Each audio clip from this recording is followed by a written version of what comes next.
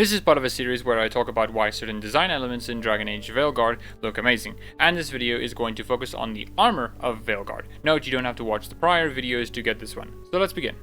There are many armor types in Veilguard that aren't faction armors, but from what I can tell, I believe that BioWare wants players to focus on their faction-specific armor. Why I believe this is because BioWare is introducing a transmog system where you can take the stats of an armor piece and make it look like another, so that your rook can have a consistent armor set look without having to sacrifice stats.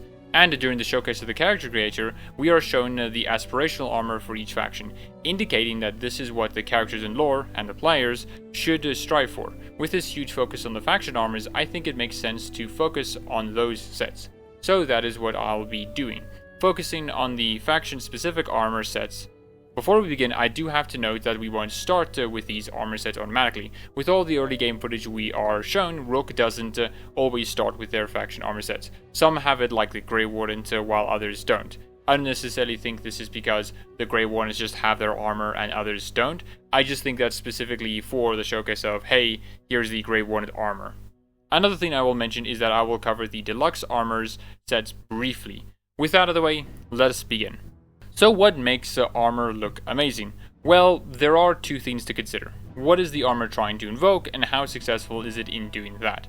Now this is linked to the intention of the game the armor is in. For Dragon Age, the armor is trying to look realistic within the world and culture given. Orlesian armor doesn't look realistic, but it fits with what Orlais is, a nation that prioritizes beauty and symbols over everything else. The lion ornamentation so common in their armor is part of that. Is it realistic? Not necessarily. In our real world, ornamentation armor does exist, but it is worn for ceremonial purposes rather than in battle, because in real fights an opponent can grab those parts and stab you in between the armor gaps. But Dragon Age isn't going for absolute realism. Even in Dragon Age Origins, the armor has some unrealistic parts to it, namely the shoulder pauldrons. They are way too big for it to be realistic pauldrons. It's more about the feel of realism and invoking a specific style tailored to a person or nation. And in that, Orlais armor is fitting. It is realistic enough and it fits in how it portrays the culture of the nation. The ornamentation and the gold and silver are fitting to this nation which values prestige and appearance. I do want to say before we begin that I don't know exactly what BioWare was trying to achieve with the armor designs. I don't have the design documents on what the feeling they were trying to capture. The most I have is that Dragon Age 2 armor is trying to be a bit more realistic. I can only speculate what they might have been trying to do with Dav. I obviously will try to support my claims, but I just want to tell you that I am only speculating. So let's get to exploring the Grey Wardens, Veil Jumpers, Shadow Dragons, Lord of Fortunes, Morn Watch, and the Crow's armors. But first, the starter armor we get at the beginning of the game. I think it is important to cover this as it sets the tone for the character at the beginning. The armor we see is very simple but also a bit disheveled. It looks worn out and has lost some of its color, which makes sense since the reason our rook is in the position they are at the start is because they angered someone at a higher up position. It indicates that this is a low point in our rook's career, but it also helps contrast the beginning and the end. We will start out as a nobody, someone that won't be expected to do great things. As Varric said in one of the first trailers, we must find someone who they will least expect.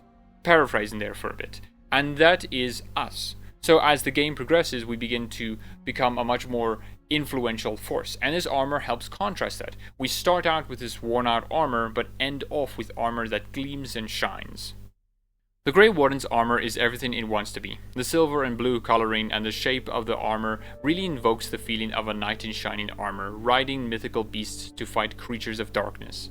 Silver is often seen as a noble and wealthy color, but combined with the blue color gives a new meaning. Blue is often depicted as a color of calm. The combination then makes the meaning a noble calm. The Grey Wardens are tasked with a noble duty and is faced with a calmness, and this feeling extends into the specific armor types for each class. Warriors get this top-heavy look to them, which causes them to feel strong and powerful. Rogues keep the shining armor feeling, but are much more slimmed down and carrying many bags on them. To create this feeling that the rogue has all sorts of knives and poisons on them, it creates a much more swifter feeling, while the mages have less armor than the rogues, with only a single piece of plate armor on their chest. A mage's focus is not in strength, but in magic. They can't walk around with heavy armor. It keeps the idea of a mage on theme, but still has them feel like knights in shining armor. but knights in shining armor are also simple people with a simple goal, and the Grey Warden's armor doesn't look too busy. It has simple shapes and little ornamentation. The most it has is the griffin symbol on the Grey Warden's warrior's plate. If you compare it to other armor designs like the Lords of Fortune, it is much busier and more complex than the Grey Warden's armor, and that is to the Grey Warden's armor's strength. Grey Wardens are seen as heroes who sacrifice their lives in order to save everyone. They are not just for themselves or the elite. Another point I wish to make is the leather straps and belts on the armor gives a sense of practicality to them and grounding. The Grey Warden's armor captures the ideas of the orders so wonderfully. It's no surprise why people love their armor so much that they mod it even into D8.0. Even when Veilguard changed the designs, it's still faithful to those ideas. The Veil Jumpers are a new faction never before seen in Dragon Age, so there is a lot to introduce with them, and their armor set helps with this introduction.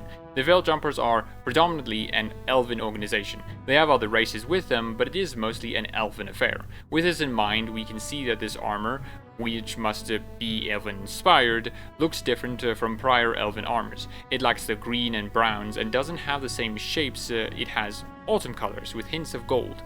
And I think this is what it means to symbolize a change in fall. That is what the autumn colors are for. They are near the ruins of the Elven Empire. A great change has happened there, but there are still golden hints of its glory. Now, I do want to say I'm not sure if this is what it's meant by the colors, but I can't help but feel that that is the case. Moving on, the shapes of the armor itself look simple, with the mage looking the simplest out of all of them. It is just some cloth on them. The rogue likewise is similar. The warrior is the only one with any real complexity in its design, but even then, it is simpler than the other armors. And I think what this invokes is a sense that the faction isn't any more than what Belarus said it is in Vows and Vengeance. Paraphrasing here, an alliance of interested parties that have been trying to figure out what's happening here in the forest.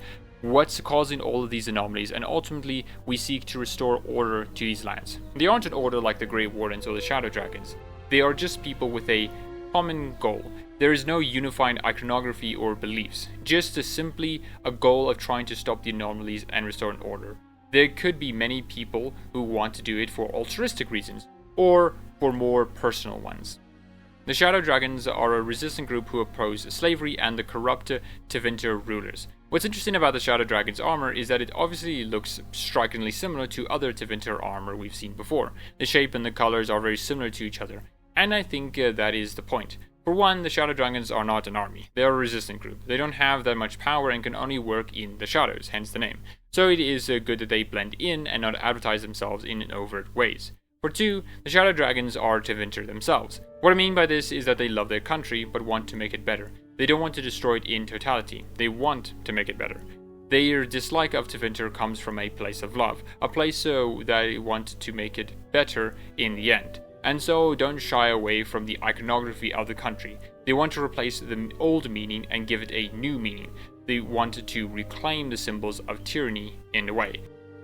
The Lord of Fortune's armor is true to the fortune part of their name. Their armor is covered in gold, jewels, ornamentations, and precious metals. They are treasure hunters who seek vast wealth, so it makes sense that they flaunt their wealth in such an obvious and gaudy way. They want everyone to know that they are treasure hunters. They want everyone to see their conquests and spoils. It makes them the simplest to analyze, but that isn't bad. For what the Lords of Fortunes want to do, this simplicity is good for them, because it can be used to jump into a more complexity, whether in the faction or be used by other factions. The Lords of Fortune want treasure, and so don't mind who gives it to them.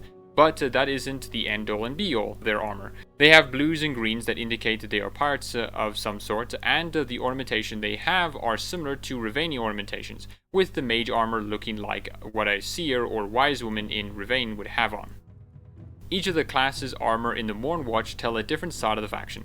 The warriors are clearly the guards of the Grand Necropolis, their general profile seeming very sturdy and seem a kind of generic armor, but I mean this in a very positive way. They aren't the people who maintain or run the day-to-day activities in the Necropolis, but they are to guard it. The rogue armor looks very professional, and what I mean by that is it looks like a business suit, someone who might be dealing with the more bureaucratic sides of the Necropolis rather than fighting or tending the dead. This isn't me saying that the rogue Morn Watchers are bureaucrats, but that it is indicating that their role isn't to guard or tend to the dead, but more as an assistant or dealing with the day-to-day activities. The mage armor resembles that of a surgeon, someone who will be slicing and dicing, and that is fitting. Mages are the ones who bind spirits to the corpses of the deceased. Having them resemble surgeons is a great way to indicate that they deal with life and death. Another thing to mention is that each class's armor is colored green, which is obviously in Dragon Age a reference to the Fade, but the color also resembles that of a rusted copper. Unlike the other metals, when copper rusts, it turns a green color. What I think is meant by this is to indicate age. The Grand Necropolis is an old thing. Many have come to die in that place, and it contains thousands of living dead who died a long time ago. The crows have a bit of a different look than what we had before. In all the Dragon Age games, the crows' armor designs were just leather armor that is brown or purple. Only with this concept art for Zevran did we get any indication of what they look like in general. But Veilguard is the first time we get to see the crows' designs established. So how are they? They are pretty good, emphasizing the crow motif, whether that be a literal feathers or iconography of crows. The color is also spot on for the feel of the assassins. Dark blue has always been used in history as the color of assassins, as it blends into the darkness very well. And there are hints of purple throughout their armors, which in Dragon Age indicates pride and desire, which is very true for the crows. Now I will briefly mention the deluxe edition armors. The first one, which is simply labeled cosmetics. What this means is, I don't know. I don't know exactly how I should view it. I know what I should expect when it comes to the Grey Warden armor, but this doesn't give me much to go on. Just saying cosmetics isn't much of an indication. So what I will assume is that this is in some way ancient elven armor, due to the green-gold colors and faces that look similar to Gillidan's face mask. And the automatons we see in Arlathan Forest have a similar color scheme to the armor we see here. And from that perspective, I think it sells very well. The details, engravings, and shapes sell the idea of an ancient elven armor very well. It could even be what the elite warriors, rogues, and mages wore. Blood Dragon armor. You started out as dwarven armor reskin, which to be honest didn't look great, but now you look so much better, and you have a different version for each class. Now warriors aren't the only ones who are restricted to it. The Blood Dragon armor was always meant to be the cool and badass armor, and the original didn't sell that idea very well, in my eyes at least. But this new armor set looks amazing. It captures the raw coolness that the armor didn't capture so well originally. So, good on you, BioWare. And that is it. Veilguard's armors are wonderfully considered and designed. They look and feel like how they should be. They are amazing armor designs in general and are successful in serving as a window into the factions they are a part of. BioWare did a really good job in making these armors. And yeah, and that's basically it. I don't know what else to say. I really do enjoy the armors of Veilguard. They look really great. Even the non-faction specific ones look really good. And I'm looking forward to the game and seeing like what kind of different armors they have. One of the things I obviously didn't really mention too much in this video was the helmets. And not necessarily because I didn't want to, more because it's not really the first thought you have when you think about Dragon Age armors. The sort of helmets have always been a bit of a meme of, they kind of look bad. Origins had a couple of good ones, so did. Each of the games had some good helmets, but for the most part, it's not really what people wear, which kind of sucks that BioWare didn't like make cool armor, cool helmets. But yeah.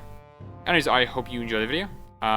If you like it, perhaps consider liking, and also comment down your own thoughts on what you think about the armors. And if you liked it really a lot, perhaps consider subscribing. So yeah, I hope you enjoy the rest of your day.